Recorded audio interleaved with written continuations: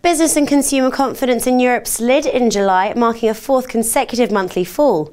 Joining me on the phone now to discuss what governments need to do to get consumers spending again is Natascha Gewaltig, Director of European Economics at Action Economics in London. Natascha, thank you for speaking with me today. Consumer confidence was reported at negative 21.5. What is it precisely that is impacting consumer confidence? Is it a reduced disposable income, concerns over inflation and therefore money not going as far, or is it the fear that the economic situation is going to worsen, or simply a combination of all of the above? I think it's a combination of a lot of those factors. I mean, on the one hand, you do see unemployment rising in a wide range of countries, most notably Spain, of course, where unemployment is over 20%, and that, of course, is weighing on consumer confidence. On the other hand, you do see pressures to increase competitiveness in a lot of countries, so that's limiting the room for wage increases. And while inflation is coming down now, it has been high for quite a while, especially with energy costs very high, and that has been depressing things as well. I mean, most recently energy prices have come down, and that actually has seen some pockets of improvement in consumer confidence. I mean, if you look at the breakdown of today's data, you actually see that in some countries, including the UK, for example, it improved last month. But you know, at the same time, you do have the renewed concern about the economic outlook, which definitely can be seen, and the reading for that actually did decline, as did the unemployment reading as well. So, you know, a wide range of different factors that is not really making very nice reading at the moment. With business confidence also taking a dip at negative 1.27 for July, is it now a vicious cycle for governments to get businesses investing more money in expansion, whilst also ensuring that consumers are purchasing the products these businesses are producing?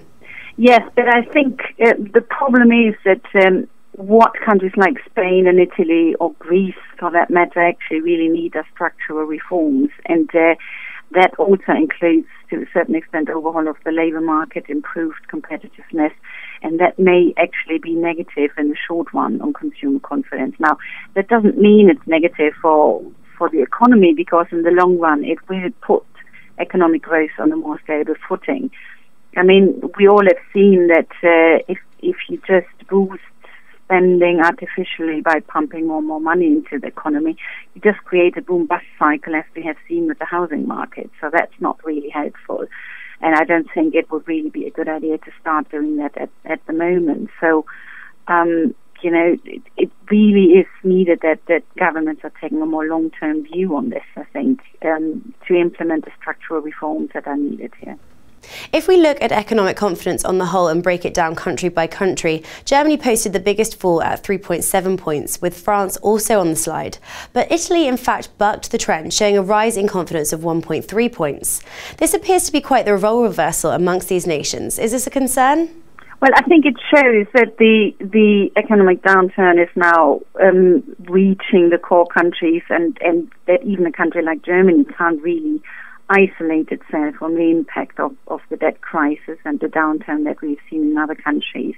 And of course, a big problem also is that the whole debt crisis is leading to increased uncertainty about the outlook for the whole of the Eurozone, and that investors, international investors, are nervous about where the Eurozone is heading. Is it going to be stable? Is it actually still going to be there in 2-3 years? And that will impact international investment, and countries like Germany can't really escape from that. You know, they may not have the same structural problems as countries like Spain or Italy, but they can't really isolate themselves from the rest of the Eurozone and the problems that are being faced here now. So yes, I do think what we are seeing now, that actually Germany, France, all the core countries are seeing a dip in confidence, shows that the Eurozone is risking recession as it's going at the moment, and the overall decline in the economic confidence indicator today was very disappointing and very disconcerting about the outlook for the third quarter for the Eurozone as a whole. Today's data has marked a fourth consecutive monthly fall. How much longer can we expect this downtrend to last, do you think? What are your forecasts for the rest of the year and looking ahead as we are now into 2013?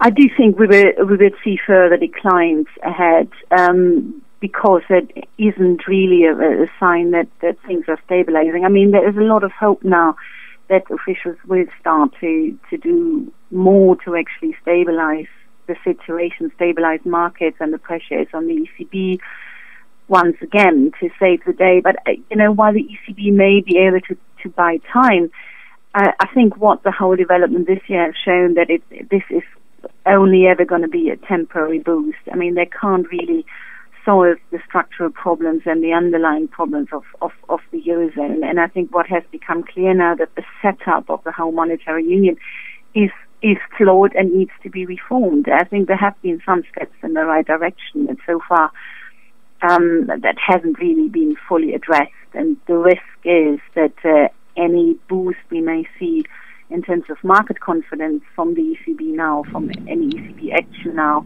will again just be temporary and can't last. Thanks, Natascha. That's all we've got time for right now. However, stay with us as we'll be bringing you more exclusive interviews, including the latest movements on the gold markets. For now, though, goodbye.